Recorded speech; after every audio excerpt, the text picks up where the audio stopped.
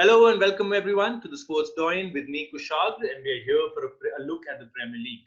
Today joining me are Sushil, Sulaksh and Pratmesh.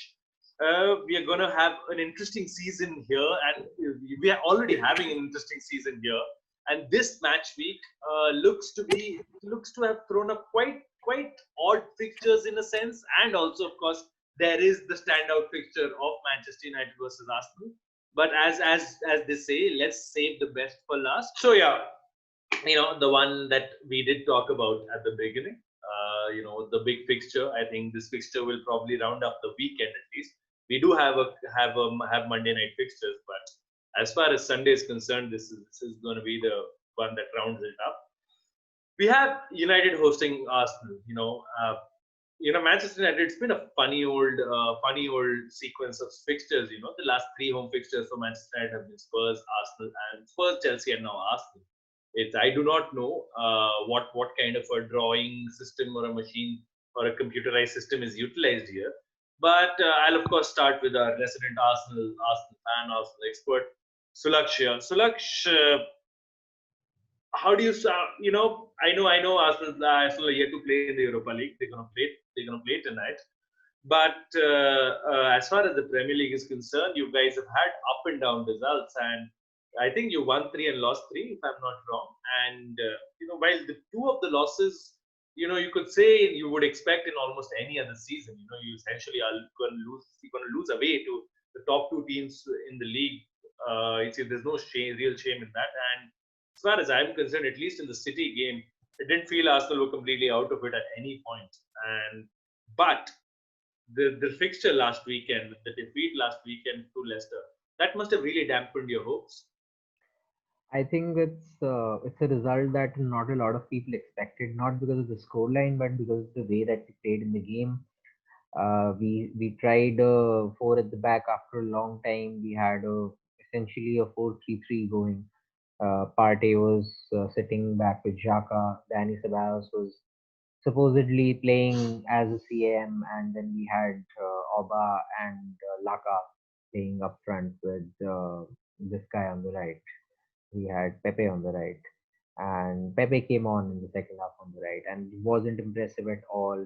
Aubameyang is getting no service, so it was a game that basically pointed out everything that is yet to be fixed by Arteta instead of showing everything that he has worked on till now. Because Leicester were very smart in the way they played us in the first half. They just kept sitting back, and then as soon as they saw, unfortunately, David Luiz walking out with an injury, Mustafi coming on, everyone's eyes lit up. And I mean, 2 minutes after Mustafi came on, Vardy was put on. So it was obviously something that was going through their mind. As for the game, we all know the narrative. We all know it's not the big game it was anymore, and it's not the Yeah, same. I'm sure Peter Dooley will say that 10 times Yeah, in this match. 10 times in the match, the fallen Yeah. giants. And yeah, and he'll talk about those Keane and Vieira clashes. He'll talk about So I mean, all of that Gary Neville tunnel things. sounds nice to hear, but there's a little bit of truth in all of that because it is not the biggest game in the Premier League anymore. It used to be, but that's not to say it. I would still say it will get more viewership than any other Premier League game can because of the fan base we have Yes. for the club.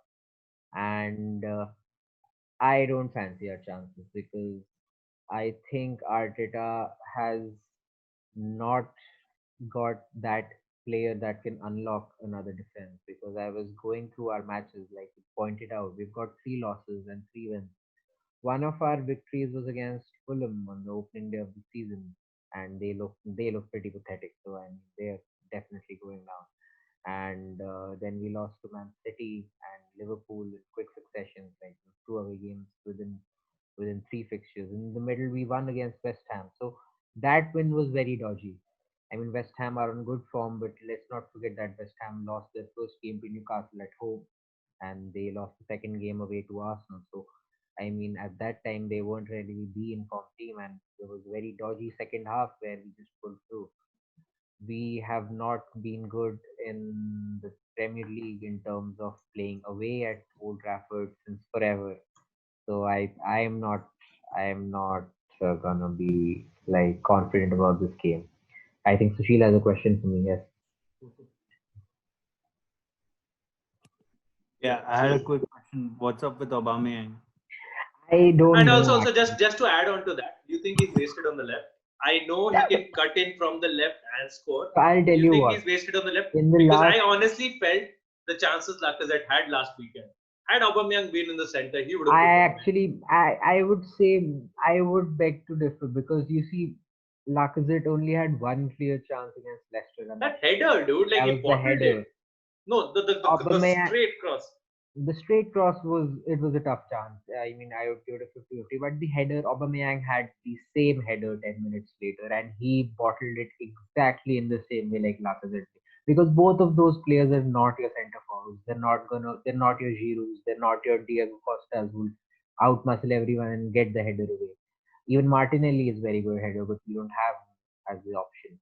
With Aubameyang, Sushil, I'd like to say that I think he is obviously personally fed up of playing on the left, but I don't think he is as good as centre forward as people think he is or as he thinks he is. Because I mean, in the last 1.5 years, if you see all of Aubameyang's iconic goals, his goals against Man City in the FA Cup and against Chelsea in the FA Cup, similar pattern.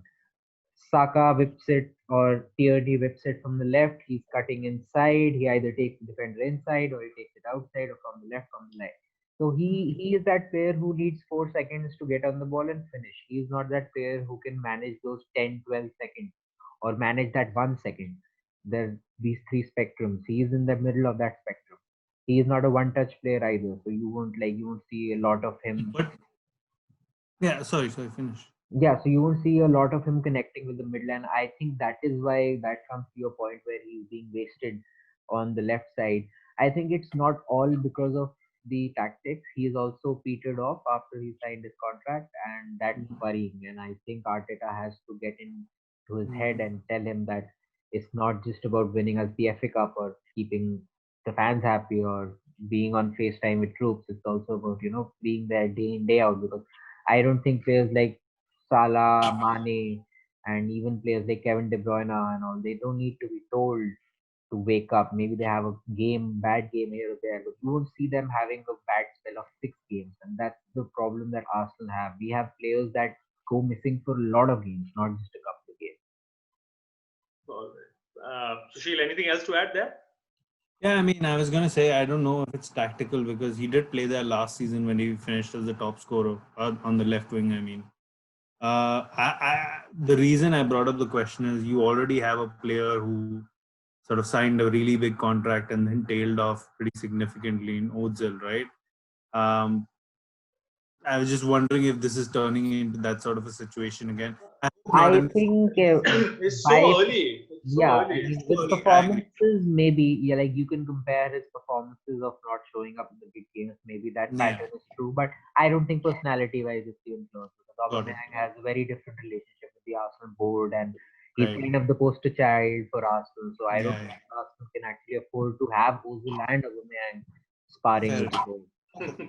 Yeah, that's it Yeah. from me, Kushal. Yeah.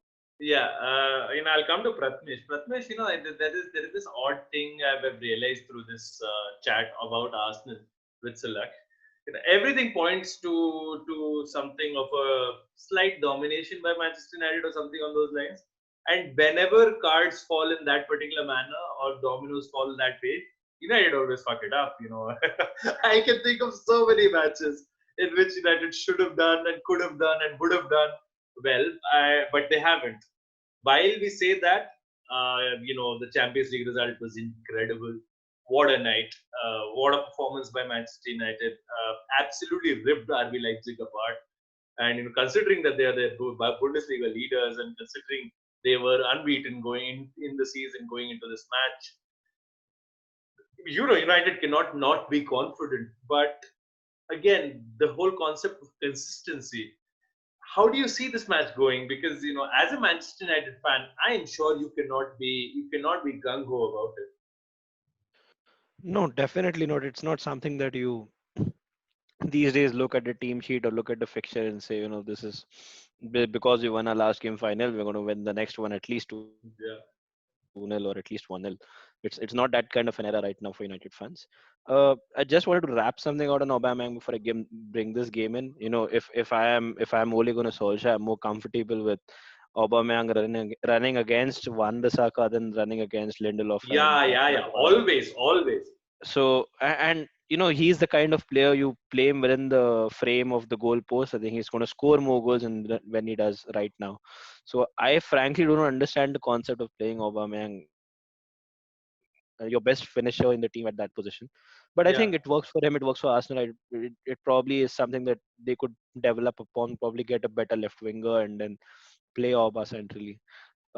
Coming to United, obviously smashing result against Leipzig. I mean, it's just one of those days where you are 1-0 up and you feel it's again going down the same old road, and so you at 70 minutes you keep your TV on and you fall asleep, and then when you wake up it's already Only exactly. you, Pratnesh. Yeah, Only you yeah, slept yeah, off. yeah. Only I Just, slept just, off. just for the other two guys, he slept off at 1-0. This And idiot yeah, Yeah, and slept off at woke up 1-0. at 5. yeah. I Yeah, woke woke up up at at 5. 4:30. When Oh, that's Yeah, I'm sorry, that's Indian yeah. time. So woke up Yeah. an hour after the match had finished.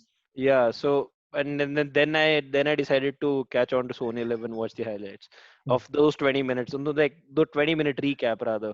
yeah. So that was a good performance. Again, Rashford doing good things on and off the pitch is pretty eminent, and elusive hat trick that was there in front of him finally got ticked off. But something that was even more impressive than the Rashford hat trick was probably a couple of things which will be very key during the weekend. One is that we played Leipzig, who play pretty similar to the way Arsenal set up. So that Yeah, is that they, is they, going they to be, played they played they played three at the back, which became five while defending. You're right. yeah. So that is something that might give us some sort of a practice in terms of playing against that formation. Playing the diamond was almost an inspired decision, and I think it worked really well for United.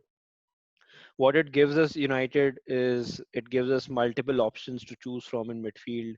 It gives us multiple striking options, like we were talking on SOM, that it gives us four genuine striking options in the two striking options that we are going to have to pick out from. So that is something that is really good to look forward to. And in midfield, Fred is me an absolute beast when it comes to these big games. So I think with Fred, Matic, McTominay, we've got a good base to build from, and then with either of Bruno, Pogba, or Van de Beek, it's something that you can add an extra bit of spark from midfield. So looking overall, we look in a much better shape than Arsenal, although Arsenal have won more games. And It's I, strange how football is, isn't it, yeah, Pratnesh? it It's is. just It is it's just strange. it's just 3 weeks from that 6-1 humiliation at home. Oh, yeah, that day when Duty decided to troll me for the same jersey which I'm wearing right now. But yeah, so after that things have gone well. So I would like to thank Drury that he said that and things went well after that. So uh, I think pretty much expecting a United win, pretty much expecting United to score a couple of goals at least. Uh, Probably keep a clean sheet. If we are able to handle the Aubameyang aspect, I feel we should be pretty fine defensively. So yeah, going for a United win, but also hoping that Ole Gunnar Solskjaer doesn't fall into the trap of playing a back four with then playing 4-3-3 with Dan James and Juan Mata. I mean, I might just throw my TV off my balcony if that happens. It's I impossible to think you believe. you guys should play the same squad that they played against Yeah. Leipzig. Yeah. Yeah, probably with Don't just overthink it. yeah, Yeah. probably just play Bruno Sushil Pogba. just That's Sushil just yeah, stated the obvious and don't overthink yeah. it. Sushil, I'll just tell you as a United fan, United are the biggest rivals. They're the biggest enemies. So it's not about overthinking. It's about God knows what is going on in the coaching scene's head. That That's starting interesting. lineup against Chelsea was like a white flag.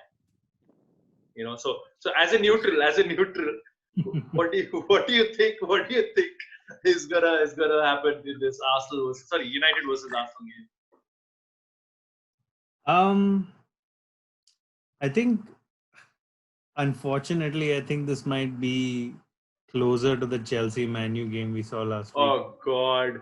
and the Leipzig Manu game we saw in midweek. I'll explain why. I Yeah, wouldn't yeah. mind unless United get over the line. It can Of be a course, Uh, of course. scoring. Yeah. I mean, if just like last week, if they managed to nick a goal, I think that's. I, I'm a little skeptical to say they're going to dominate Arsenal. I know that's what you know. Maybe a lot of people may feel that what they No, did I don't. in the midweek is repeatable. I think it's difficult. A, because they rely a lot on players who A, are still developing, right? And B, are also just figuring out where they fit into the squad. Um, I think as long as Rashford shows up, they'll have a good threat going forward, like he did against Leipzig. I thought he was brilliant during that game. So as long as he shows up, I think they should be able to nick the win. But if he doesn't, I think there not a lot of other avenues for Man U to sort of you know give Arsenal trouble. I don't know what you guys think about how Martial started his season. Martial is suspended, man. Yeah, So he's Oh, suspended. it's a sort of But oh, Non he's Sushil, fact. suspended. yeah, Yeah. Sushil, you forgot VAR is on our side as well. So Oh yeah, I forgot. I mean, I think that one thing that United need to be more worried about than Aubameyang is probably the effect that Thomas Partey will have on our midfield, because I am not sure if we're going to be playing a three at the back or four. Arteta did experiment, and away from home, he generally tends to go back to that defensive Yeah, lineup that we saw because against City. yeah, this is not the game where you want to experiment. And I you mean, if you're gonna go there like you went to Liverpool and City, I wouldn't expect to win anyways. yeah, yeah, that's true. Why? I won't say experiment, but I would say if you are planning to keep your four at the back as your primary formation, then this is not an Yeah. experiment. Then this is more of a live, Right, then we're that's the going live prediction. kind of a thing. It's not a Yeah, beta test anymore. And you need to get that instilled, because you can't just go back into your defensive cocoon after a loss and going away to a big club. You can't right. do that. Right. I think one thing that probably does work in Manchester United's favor is the Arsenal are probably, no offense, Alex, but they're probably the weakest in terms of getting results against the other top six. If you look at the record over the last 5 or 6 seasons, I think their win percentage in the top six is the lowest amongst all of the other six teams. That's Um, true. so, and because this is an away game, that stacks the chips against them even higher. So, I think that makes it really difficult. But like I said, I think, and this is just a gut feeling, I think it's going to be not as exciting as the midweek game. I think it'll be closer to that Chelsea because given that both managers are sort of still figuring things out to some extent, Ole less so probably. But I think he's probably found something that works as long as he can get it to work week after week. So if if people don't show up for Manchester United, I think it might be a cagey affair, nil-nil. Otherwise, nil-nil or 1-0 is what I probably see this game going towards. But I'd be Prediction. happy if I'm wrong. It would mean less week from you uh, guys. I'll take that. Prediction all right. wise, I think Yeah, so Laksha is gonna come to you as well. Yeah. I would go for 1-2 into Arsenal, but I know I'm being overly optimistic because I don't see us scoring a lot of goals. But if we do manage to keep a clean sheet, then we might just nick the game. You're going to Yeah. turn Sound of Manchester into Arsenal fan TV. Oh yeah. man.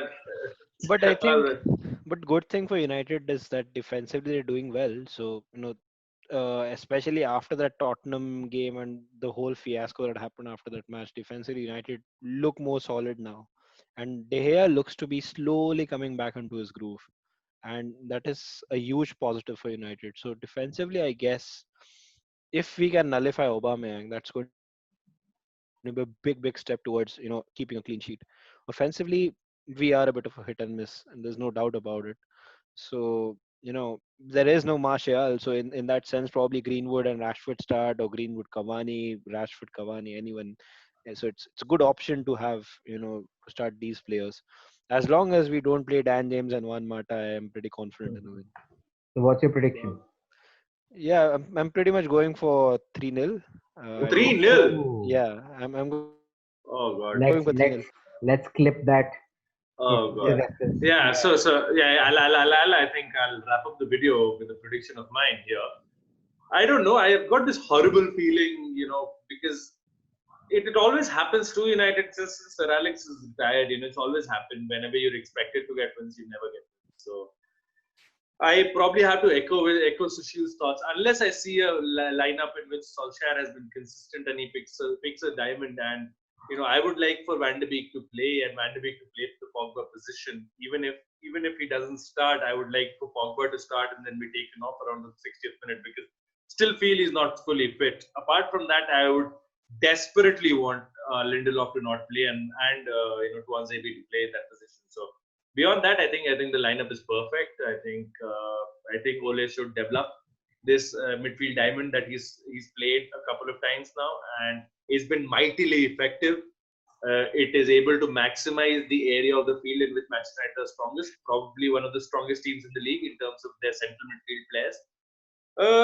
That's about it, actually. As far as the result is concerned, I'd go for a 1-1 because that's just how anticlimactic things happen with Manchester United. So unless and until they prove me wrong, and I would absolutely love it if they do, I'd have to unfortunately stick to my guns and go for a 1-1 draw. But that being said, we can all hope for a fantastic 5-5 or a 5-4 or a 4-3 victory for whosoever. I hope there are lots of goals if possible, but can't see them coming really. So I think that about sums it up for us, boys. Thank you so much for joining me here, and thank you so much for keeping it descriptive yet brief. This is a format that we've been trying, and let's hope we're able to kind of catch a hold of it there. As far as everything else is concerned, thank you so much, guys, for watching this video. We've heard complaints about it being going on too long. We're trying to cut short our videos, trying to make them more concise, more precise. But as you can see, almost all of us have verbal diarrhea, so it's difficult to contain once you get all emotional, once you get all touchy about your club or a player that you might like or dislike, or a manager for that matter. But yeah, that being said, thank you so much, Sushil and Pratmesh, for joining me here. I hope you guys have a great weekend, and apart from Silaksh, hope the teams that you support win. So, yeah. No, we'll win in the Europa League, so I'll have. Oh yeah. You got Dundalk. Yeah. By the way, Tottenham are losing right now. They're losing. That's always hilarious. Always hilarious to watch Jose. No. Jose get what he doesn't Okay, probably let's not go deserve. there. Let's not go there. Let's not go there.